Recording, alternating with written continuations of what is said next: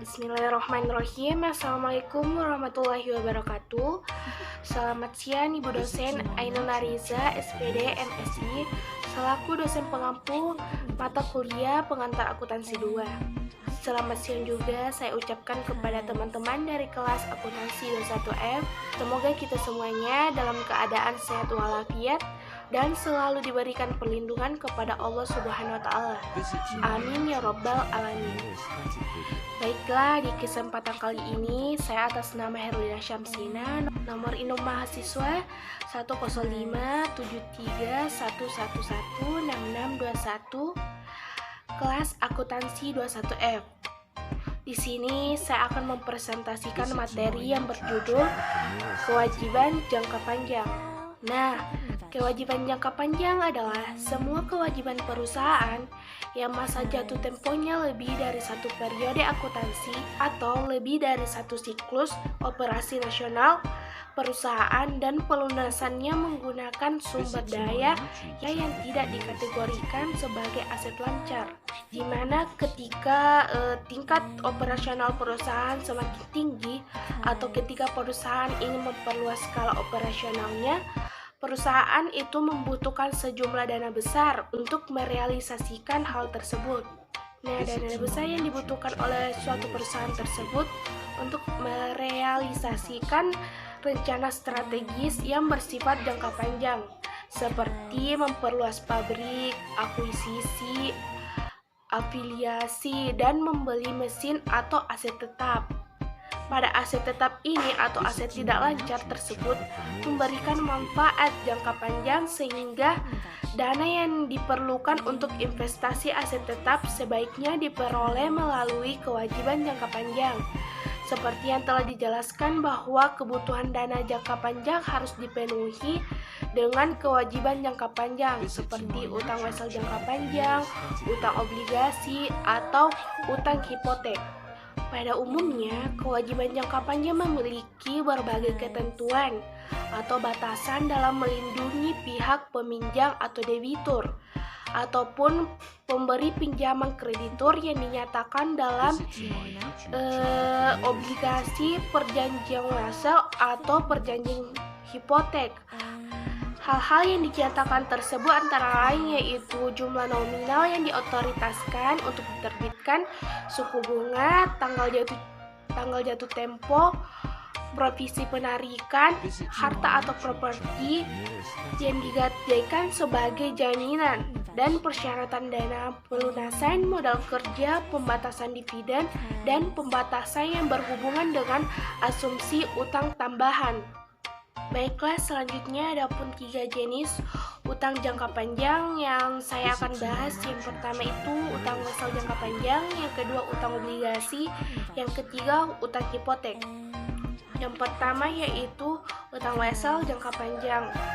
Utang wesel atau biasa disebut wesel bayar jangka panjang adalah suatu bentuk perjanjian antara peminjam dengan kreditur, di mana kreditur bersedia memberikan pinjaman sejumlah uang tertentu dan peminjam bersedia membayar secara periodik yang mencakup bunga dan pokok pinjaman dalam kurun waktu lebih dari satu periode akuntansi.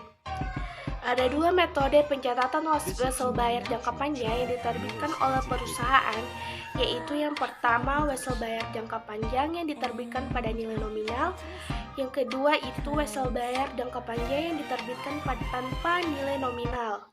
Nah, pada wesel jangka panjang ini pembayarannya dilakukan secara angsuran, di mana angsurannya itu terdiri dari pokok pinjaman ditambah dengan bunga. Nah, untuk penentuan besarnya angsuran dapat dilakukan dengan 2 cara. Yang pertama, jumlah angsuran tidak sama besar. Yang kedua, jumlah angsuran sama besar. Untuk lebih jelasnya, sekarang kita masuk di contoh soal. Di contoh soal ini, saya hanya akan menjelaskan wesel bayar jangka panjang yang diterbitkan pada nilai nominal. Jadi, untuk wesel bayar jangka panjang yang diterbitkan pada nilai nominal ini, nanti di situ tertera nilai nominal weselnya. Adapun contoh soalnya yaitu pada tanggal 3 Januari 2020 PT Abadi menerbitkan wesel bayar untuk meminjam uang di bank.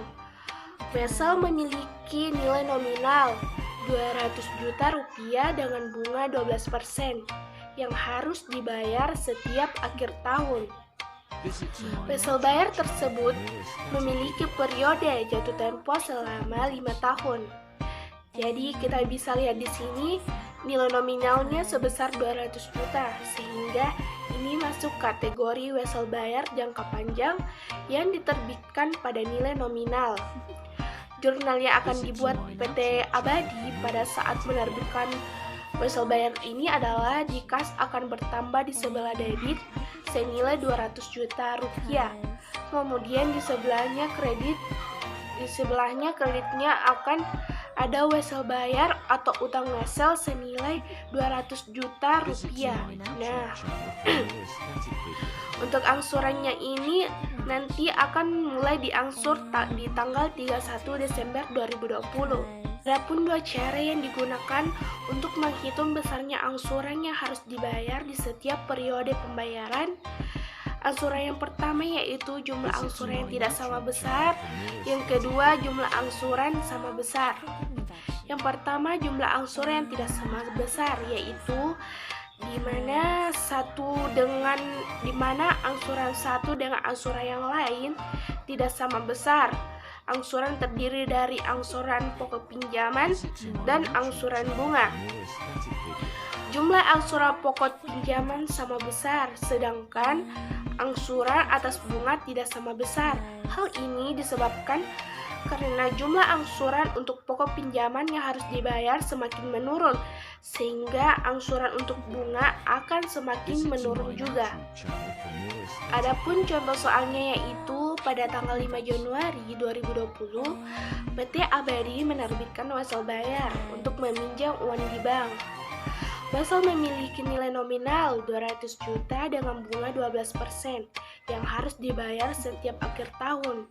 Wesel bayar tersebut memiliki periode jatuh tempo 5 tahun.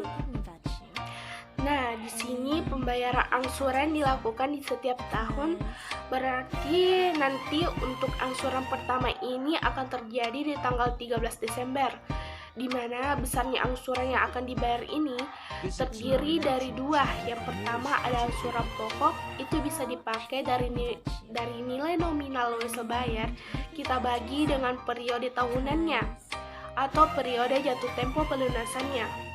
Jadi 200 juta kita bagi dengan 5 tahun, nilainya 40 juta rupiah. Kemudian sisa hutangnya masih 200 juta rupiah. Karena kita belum sama sekali mengansurnya, sehingga untuk menghitung besarnya bunga ini diperoleh dari nominal 200 juta, kita kali dengan persentase bunganya yaitu 12%. Nilainya yaitu 24 juta rupiah, sehingga besar angsuran tahun pertama ini adalah 64 juta rupiah kita peroleh dari angsuran pokok pinjaman senilai 40 juta ditambah dengan bunganya, sehingga nilainya 64 juta rupiah. Inilah yang akan kita bayar. Jadi jurnal yang kita buat ini, utang wesel atau utang bayar akan berkurang di sebelah debit senilai angsuran pokoknya yaitu 40 juta rupiah. Kemudian akan ada akun beban bunga yang bertambah di sebelah debit senilai beban bunganya itu 24 juta rupiah. Kreditnya adalah kas berkurang senilai gabungan antara angsuran pokok dengan angsurannya 64 juta dikreditkan.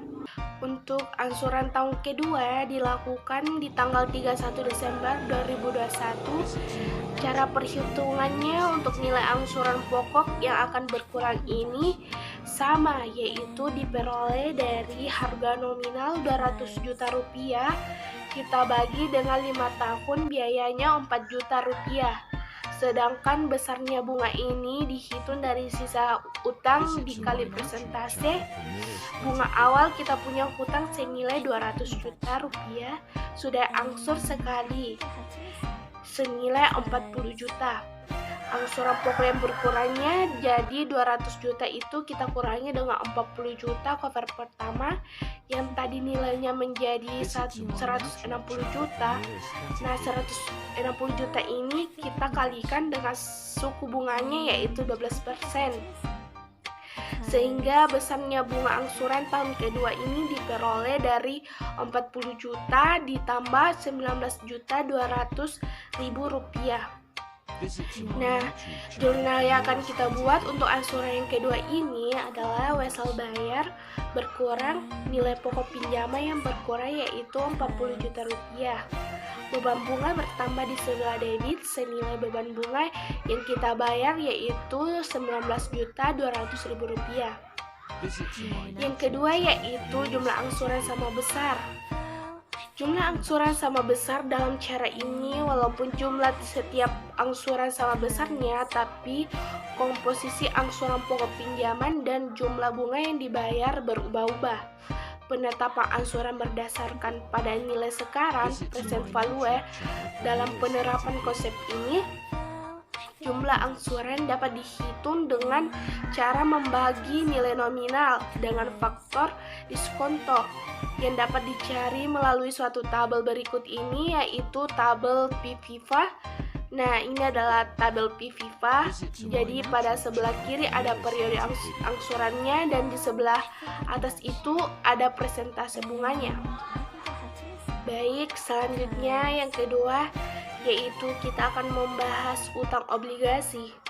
Utang obligasi adalah surat utang yang diterbitkan oleh penerbit obligasi kepada pemegang obligasi beserta perjanjian untuk membayar kembali pokok utang beserta kupon bunganya pada waktu yang ditentukan. Adapun pencatatan yang dilakukan akuntansi utang obligasi yaitu meliputi 6 hal. Yang pertama yaitu pencatatan transaksi penerbitan obligasi. Yang kedua, pencatatan transaksi penjualan obligasi. Yang ketiga, pencatatan transaksi pembayaran bunga obligasi.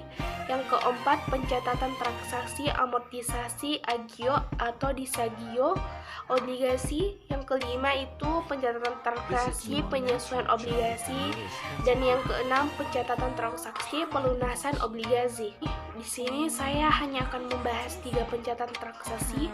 Yang pertama yaitu pencatatan transaksi penerbit obligasi, di mana pada saat perusahaan menerbitkan obligasi ada 2 cara pencatatannya yang diterapkan, yaitu yang pertama metode sejak penempatan, yang kedua metode sejak penerbitan.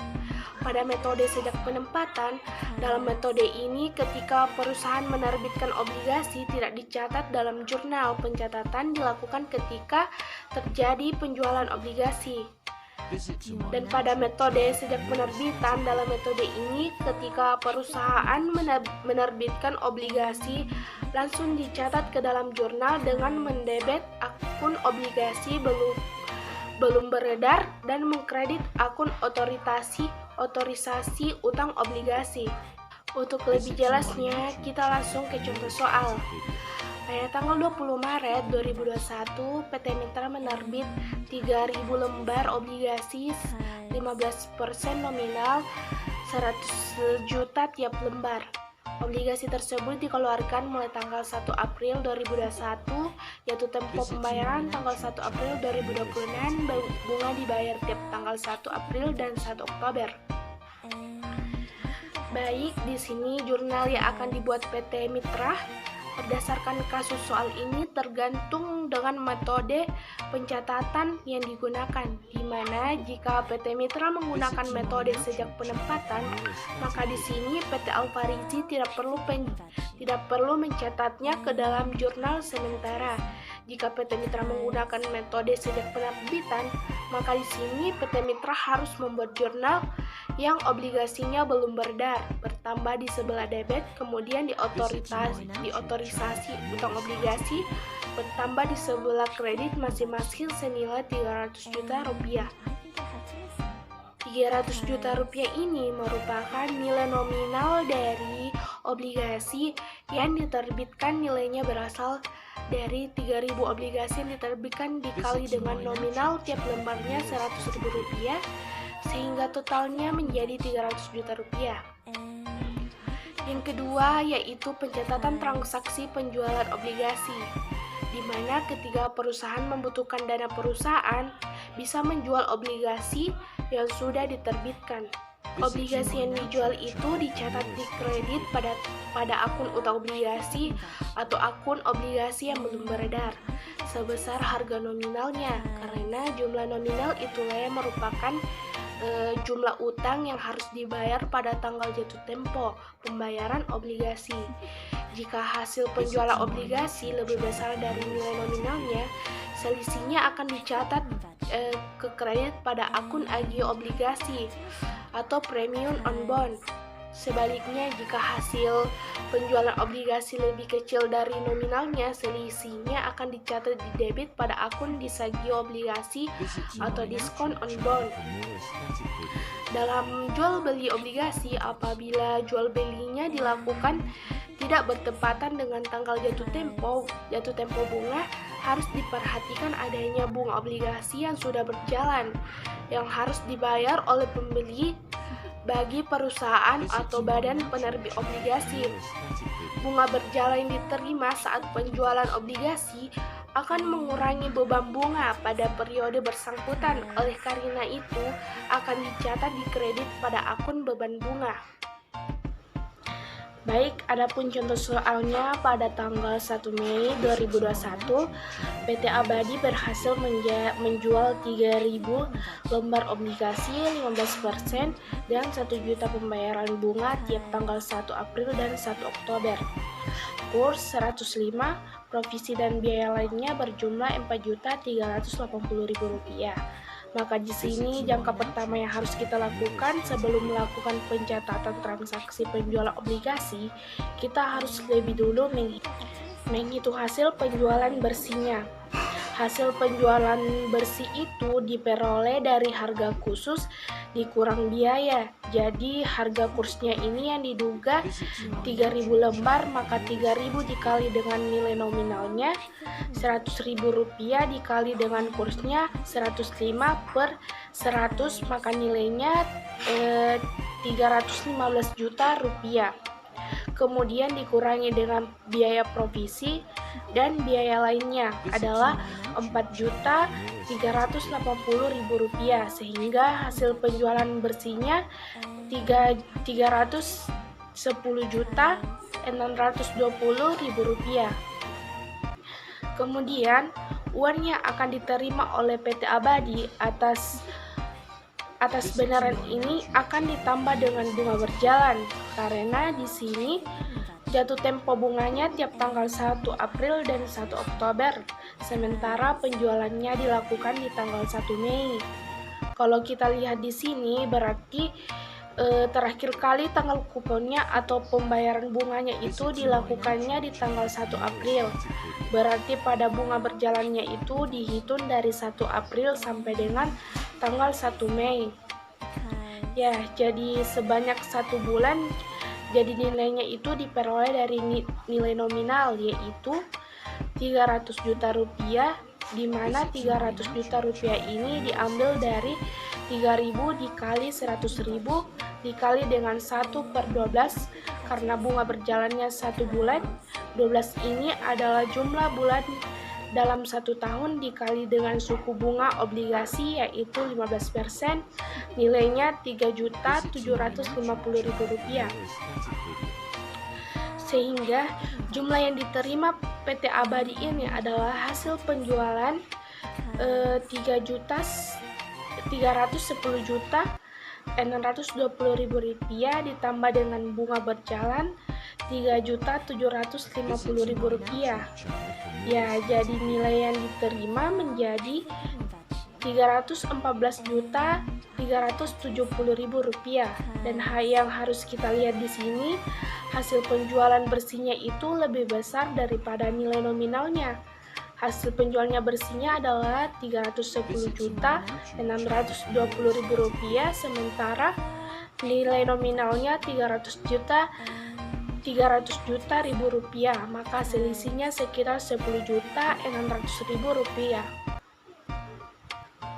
Ini merupakan agio obligasi berikutnya, yaitu jurnal yang akan kita buat oleh PT Abadi. Ini tergantung dengan metode yang digunakan. Kalau PT Abadi menggunakan metode sejak penempatan, maka jurnal yang akan dibuat oleh PT Abadi ketika tanggal 1 Mei 2021 ini adalah kas bertambah di sebelah debit senilai jumlah yang diterima, yaitu Rp314.370.000. Kemudian utang obligasi bertambah di sebelah kredit senilai nominalnya Rp300 juta. Kemudian ada agio obligasi di kredit senilai Rp10.620.000 dan ada beban bunga obligasi di sebelah kredit yang senilai bunga berjalannya, yaitu Rp3.750.000. Nah, itu adalah jurnal yang dibuat jika PT Abadi menggunakan metode sejak penempatan. Sekarang misalnya PT Abadi menggunakan metode sejak penerbitan, maka jurnal yang akan kita buat ini adalah kas akan bertambah senilai jumlah yang diterima di sebelah debit senilai Rp314.370.000. Kemudian akan ada akun obligasi belum beredar. Jadi obligasi belum beredarnya berkurang. Di sini di sebelah kredit senilai nominalnya Rp300 juta. Kemudian ada agio obligasi di sebelah kredit Rp10.620.000 dan beban obligasi di sebelah kredit senilai Rp3.750.000 ini ketika PT Abadi menggunakan metode sejak penerbitan. Jadi kalau kita lihat di dua metode ini bedanya hanya kalau di metode sejak penempatan ini akun yang digunakan adalah akun utang obligasi. Sementara kalau di metode sejak penerbitan ini, akun yang digunakan adalah akun obligasi belum beredar. Dan untuk bunga berjalan, kalau misalnya transaksi penjualannya dilakukan tanggal 1 Desember, berarti terakhir kali di tanggal kuponnya adalah tanggal 1 Oktober. Maka kita hitung bunga berjalannya itu dari tanggal 1 Oktober sampai dengan 1 Desember. Atau kalau misalnya transaksi ada di 1 Maret, maka tanggal 1 Maret itu letaknya adalah di tanggal 1 April. Berarti terakhir kali ada tanggal kuponnya adalah tanggal 1 Oktober. Berarti kita menghitungnya kalau misalnya transaksinya dilakukan tanggal 1 Maret, berarti dari tanggal 1 Oktober sampai dengan 1 Maret. Jadi kita hitung Oktober, November. Jadi kita hitung itu Oktober, November, Desember, Januari, Februari, Maret tidak usah dihitung karena tanggal 1 berarti ada 5 bulan. Baik, yang ketiga yaitu pencatatan transaksi pembayaran bunga obligasi, di mana setelah penerbitan dan penjualan obligasi secara periodik, perusahaan harus membayar bunga obligasi pada periode tanggal bunga untuk masa bunga yang telah lewat atau berlalu, tanpa mempertimbangkan besarnya nilai harga jual atau sama dengan atau di bawah dan atau di atas nilai nominal obligasi. Di mana dalam pembayaran bunga obligasi pun tidak mengindahkan apakah tanggal penjualan obligasi dengan tanggal penerbitan obligasi atau tanggal bunga sama atau beda di antara dua tanggal bunga pada saat pembayaran bunga obligasi. Perusahaan mendebit akun beban bunga obligasi dan mengkredit akun kas. Baik, selanjutnya saya akan membahas utang hipotek. Utang hipotek adalah suatu pinjaman jangka panjang yang diberikan dengan penyerahan jaminan berupa aktiva tetap yang disepakati dalam perjanjian tertulis dengan akta notaris, di mana dalam perjanjian tersebut mencantumkan nominal pinjaman, tingkat suku bunga, jangka waktu, jumlah angsuran, dan jaminan yang diserahkan. Berikut ini adalah Keuntungan dan kerugian utang hipotek.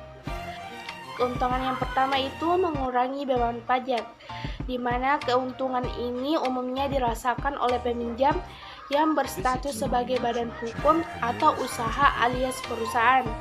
Yang kedua, kreditur tidak memiliki hak untuk mengintervensi internal perusahaan, di mana utang hipotek melahirkan hubungan antara perusahaan sebagai pihak peminjam dengan bank atau pihak lain sebagai pihak yang memberi pinjaman. Konsekuensinya, perusahaan menyerahkan aset tidak bergerak berupa sertifikat tanah, gedung, atau gudang yang dimilikinya kepada bank atau pihak sebagai jaminan, atau pihak lain sebagai jaminan. Yang ketiga, tetap bisa memanfaatkan jaminan, di mana utang hipotek disertai dengan penyerahan aset tidak bergerak sebagai jaminan. Meski demikian, perusahaan tetap bisa memanfaatkan aset dijaminkan tersebut. Adapun kerugiannya yaitu yang pertama, biaya mahal. Biaya yang ditimbulkan oleh utang hipotek itu tergolong mahal, mulai dari biaya administrasi, notaris, premi asuransi, hingga apresiasi, yakni penilaian aset tetap yang akan dijaminkan. Kerugian yang kedua itu pembatasan penggunaan aset yang dijaminkan, di mana perusahaan sebagai peminjam hipotek memang bisa memanfaatkan aset tetap yang dijaminkan untuk menjalankan kegiatan usahanya. Adapun jenis-jenis hipotek, yang pertama itu tingkat bunga hipotek. Biasanya ini suku bunga yang disepakati saat menutup pembelian dan bersedia dalam tenor sampai 30 tahun dengan peminjaman lebih lama, cicilan per bulan jadi lebih terjangkau. Yang kedua yaitu hipotek dengan tingkat penyesuaian.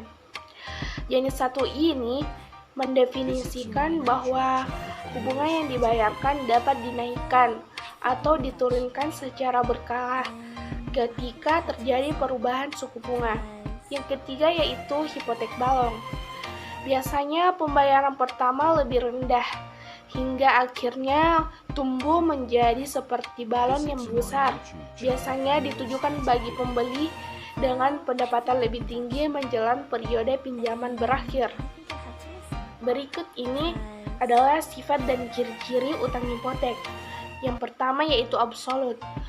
Hipotek bersifat absolut, yang artinya sebuah hak yang tetap bisa dipertahankan terhadap tuntutan siapapun. Yang kedua, droit de suite. Ciri khas diartikan sebagai hak yang didapatkan tergantung dari di tangan siapa benda tersebut berada. Yang ketiga, droit de préférence, di mana seseorang memiliki hak untuk dipenuhi piutangnya di antara orang yang memiliki piutang terhadap properti lain. Nah, disinilah hak atas jaminan kebendaan tidak berkaitan dengan penyitaan barang. Baik, yang keempat yaitu escheat. Hipotek ini merupakan jenis kesepakatan tambahan yang eksistensinya tergantung dari perjanjian pokok utang piutang yang dilakukan. Yang kelima, ondel-bar. Hipotek tidak dapat dipisah-pisah karena instrumen ini berada di atas seluruh benda yang dijadikan objek hipotek. Artinya, hak hipotek tidak terhapus dengan cara dibayarkannya sebagian utang. Yang keenam yaitu hak pelunasan utang. Perlu kita ketahui bahwa hipotek hanya mengandung hak untuk pelunasan utang saja, artinya tidak ada hak kepemilikan atas benda. Namun jika dibuat kesepakatan, kreditur berhak menjadikan benda jaminan sebagai setaannya. Hal ini terjadi jika debitur lalai dalam membayar hipotek. Adapun syarat-syarat utang hipotek yang harus dipenuhi untuk mengajukan utang hipotek adalah yang pertama, mengadakan perjanjian hutang hipotek. Yang kedua, benda yang dijadikan jaminan hutang adalah benda tak bergerak, di mana apabila dua syarat utama di atas sudah terpenuhi, langkah selanjutnya adalah membuat perjanjian tertulis hipotek. Hal ini dilakukan di hadapan para pejabat yang memiliki hak pembuatan akta tanah atau dikenal sebagai PPAT. Tahap ini dihadiri oleh kreditur, debitur, dan dua orang saksi yang sah. Adapun saksi biasanya adalah kepala desa setempat di mana tanah yang dijadikan objek hipotek tersebut berada. Setelah itu, akta yang sudah dibuat didaftarkan pada pendaftaran tanah di kantor area setempat. Baik, itulah materi yang bisa saya paparkan. Kurang dan lebihnya mohon dimaafkan. Assalamualaikum warahmatullahi wabarakatuh.